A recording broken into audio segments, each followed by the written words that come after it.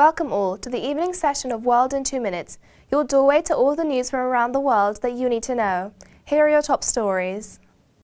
A Russian convoy of trucks carrying tons of humanitarian aid left on Tuesday for eastern Ukraine, where government forces are closing in on pro-Russian rebels. But Kiev said it would not allow the vehicles to cross onto its territory.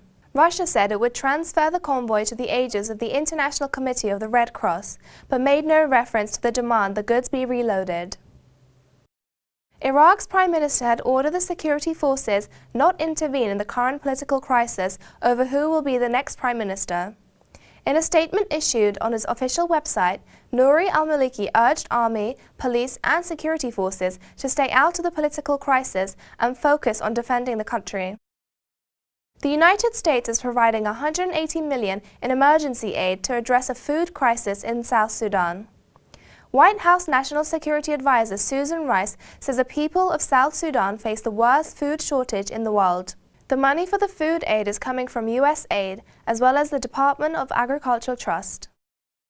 Ahead of planned massive anti-government protests, Pakistan's capital feels like a city preparing for a siege. The protests Thursday represent the strongest challenge yet to the government of Prime Minister Nawaz Sharif, just a year after he took office in the first democratic transfer of power in a country long plagued by military groups.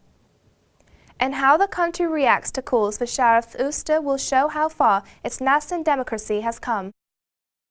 Turkey welcomed the naming of Haider al-Abadi as Iraq's new Prime Minister delegate on Tuesday and called on Iraq's political leaders to back his efforts to form a new government. Thanks for watching this hour's session of World in 2 Minutes. Check trtworld.com in 2 hours for the latest news and updates on developing stories.